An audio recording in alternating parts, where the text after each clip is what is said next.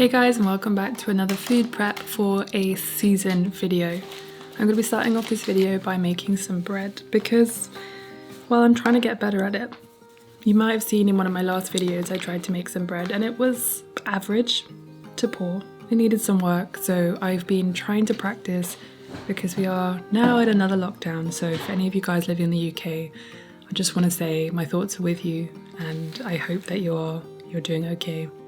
I'm trying to keep myself occupied by creating videos for you guys and yeah, starting this video off by trying to improve my skills in making bread.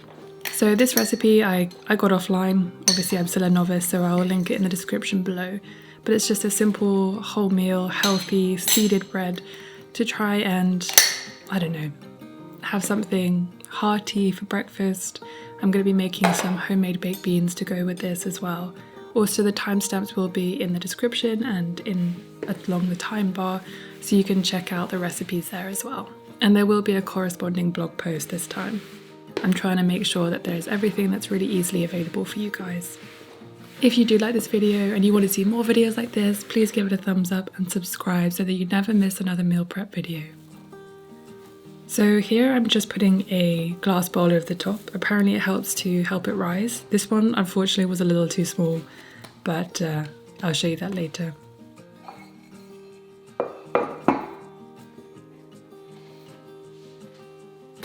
Okay, so I'm moving on to pickling some carrots. Carrots are in season right now in the UK and I'm not the biggest fan of carrots when they're cooked, but I absolutely love them pickled, so I decided to make a massive jar of them. So I'm just using this mandolin. It's one of the best things I think I've bought for cooking. I think it was only about maybe £10 and I use it all the time. You must be careful though if you use one. Okay, so for the brine I'm just using water, vinegar and some salt. Later I do add 1 teaspoon of sugar, but that's pretty much it for the brine. I'm going to be adding some mustard seeds and some black peppercorns. Oops, I dropped one. And then I'm going to be adding 3 chilies just for some spice. All the recipes will be in the description below, so don't worry about noting things down, and the blog post will have everything you need. Just adding in some garlic. Oh, look at those beautiful, beautiful colours. And the brine. They're ready in less than 24 hours, but I like to give them at least a week because then they just are soft and delicious.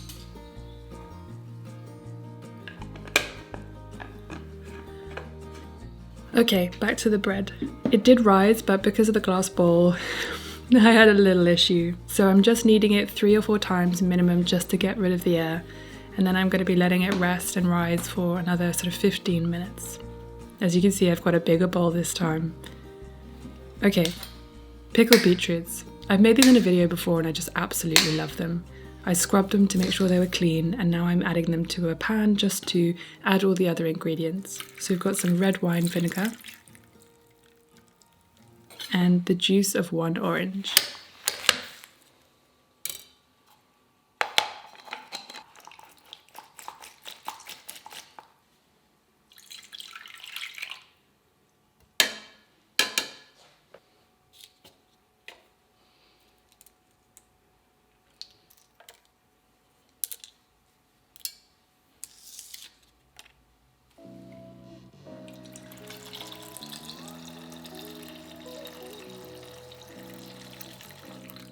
And then you leave it for 1 hour to cook away.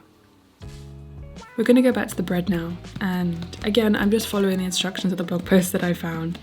You're meant to knead it down, fold it in half, and then knead it down again.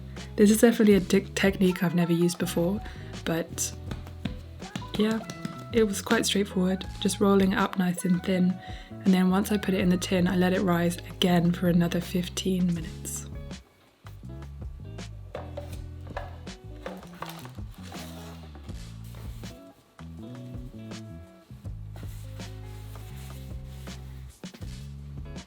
I added some seeds as well, but these fall off later, so I didn't quite do it right, but it's now ready to go in the oven. And there we go. I was very pleased with this one. Look at that crumb, look at that crunch. This one turned out really well, but I'm going to continue to make bread every week to try and improve it even more. This is a skill that I just want to get much better at, and I think using your hands is a really wonderful, wonderful way to learn how to do things. Okay, so once the beetroot are cooked, you're going to save the liquid and strain it. And once you've strained all the bits out, like the bay leaf and cinnamon stick and stuff like that, you're going to put that to the side. And then you're going to put that liquid back into the bowl to cook down a little bit more, because you want it to be really nice and syrupy. Then you're just going to peel your beetroots. At this point, the skin should just completely fall away. But of course you can use a peeler if it's a little bit difficult. Then slice them up. Add them to your jar and then cover with the now syrupy liquid. They should last for several weeks.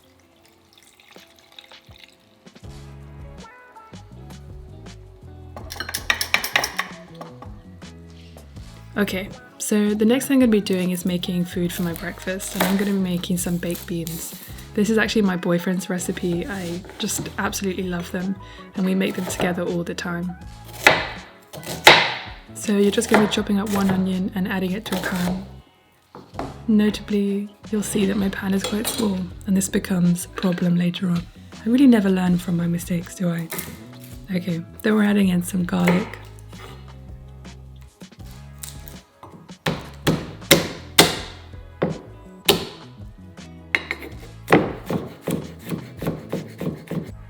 And some chili.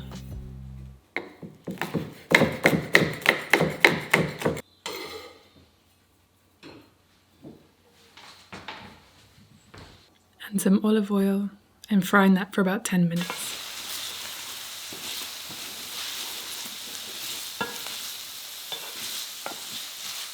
Now I added in some sugar here, definitely way too much. I read it wrong. And then some red wine vinegar as well. Obviously if you like things on the sweeter side, then you can add more sugar, but really 1 tablespoon is absolutely enough for this whole recipe. And then adding in 2 tablespoons of tomato paste and just mixing that into the mixture. Once that's mixed in, then I'm adding 2 cans of tomato. Obviously, again, this is where it comes an issue. And I'm just going to let that cook down for about 30 minutes before adding the beans. As you can see, I had to go for a bigger pot here, so don't make my mistake. 2 cans of haricot beans and then cook for another 30 minutes.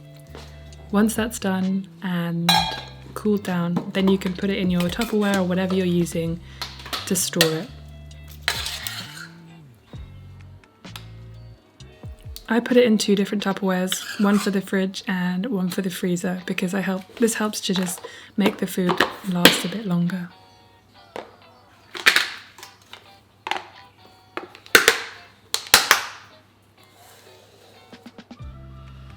The next thing I'm going to be making is some more braised red cabbage. This is something I love to have in the fridge, and it's also, you can freeze it, so when you put it in the fridge it lasts for a couple of days, but when you put it in the freezer it can last up to 2 months, so it's really great to have it.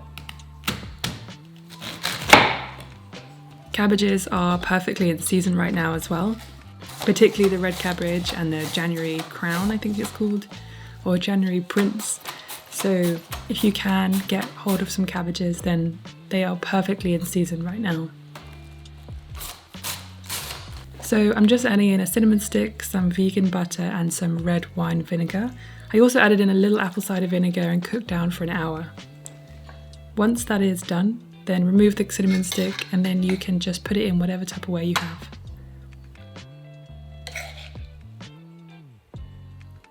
Okay, moving on to some roasted seasonal veg. I'm making 2 different types here. So I'm roasting this butternut squash, and I'm just going to be roasting it in some salt, garam masala and olive oil. And this goes really well with the curry that I'm making later in this video.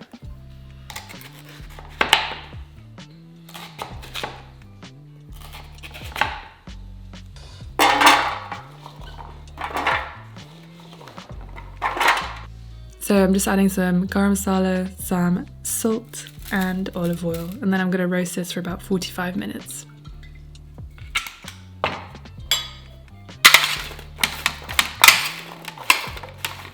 The next one I'm going to do would go really well with stuff like vegetarian sausages or something like that, and I'm just putting some thyme into a roasting pan and cutting up some celeriac. If you've never had celeriac, it does have quite a distinct flavour, so it's quite personal whether you like it or not. I'm also going to be adding some Brussels sprouts whole so they can roast as well, and I personally love them. They are just like mini cabbages, but it's up to you whether you use them or not. You can also use celeriac in a mash. You can use it with potatoes, and it's just hearty and delicious. I'm just going to add some garlic cloves as well, which I'll be using later for actually the hummus that I'm going to make. I'm also going to add some salt and some oil and cook this for about 30 minutes, and then I'll add some chestnuts in for 5 minutes before the end. It was perfect. It was perfect timing. Oh, this butternut squash is so good. I put it in garam masala. So with 2 more of the beetroots that I had cooked, I decided to make some beetroot and butterbean hummus. Just adding the butterbeans to a blender. Just be careful if you're peeling beetroot, because as you see it looks a bit like a murder scene, so you just have to be a bit careful.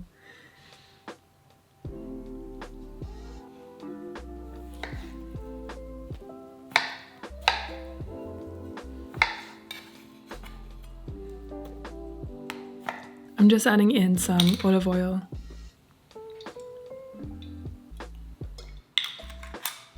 some salt, and 2 tablespoons of tahini. Tahini is quite a distinct flavour as well, so if you don't like it that much, then just add 1. I'm putting in some ice cubes because this helps to make the tahini super creamy. And then I'm just taking the garlic cloves that I've been cooking with the Brussels sprouts and adding them to the hummus.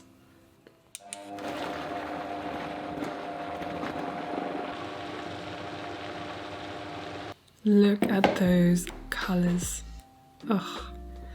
Again, I've got 2 jars because I'm keeping half in the fridge, and then I will freeze the other half as well.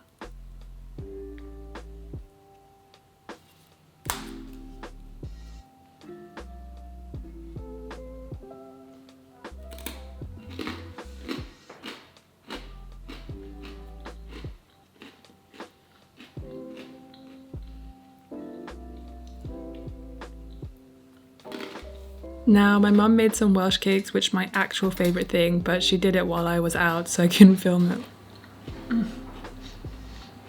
My favourite things ever. But I will get the recipe from her, and I will share it with you very, very soon. So let me know if you want that. And the last thing I'm going to be making is a curry. Now, this is actually from Chickpea from the British Bake Off. If you haven't seen that, she's a wonderful, wonderful cook and has her own YouTube channel. So I'm going to put this recipe down below so that you guys can go and check it out. It's so quick and so easy to make.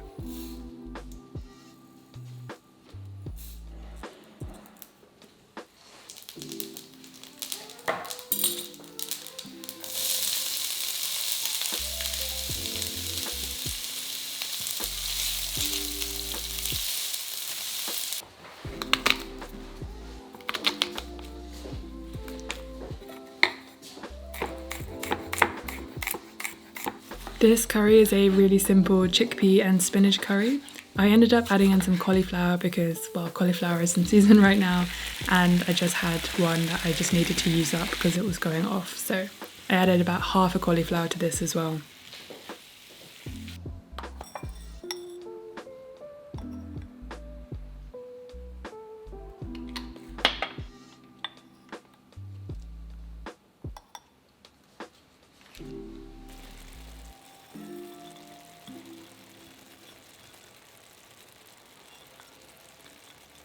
This curry was actually so good that it didn't really last beyond today. We ended up eating it for dinner and only had a little bit left over for the next day, but oh, it was so good. I'm going to be making it again, and I'll probably make a double batch so that I can freeze half of it and then have half it in the fridge. What I love about meal prepping or food prepping is stuff that lasts for a long time. So I'll do some stuff that will be good for the week, and then some stuff that will be good for a whole month, like the pickles and freezing. Okay, and that's it.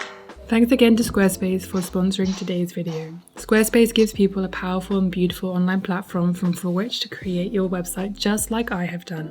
Connect with your audience and generate revenue through gated members-only content, manage your members, send email communications, and leverage audience insights, all on one easy-to-use platform. You can display posts from your social profiles on your website and automatically push website content to your favorite social media channels so your followers can share it too.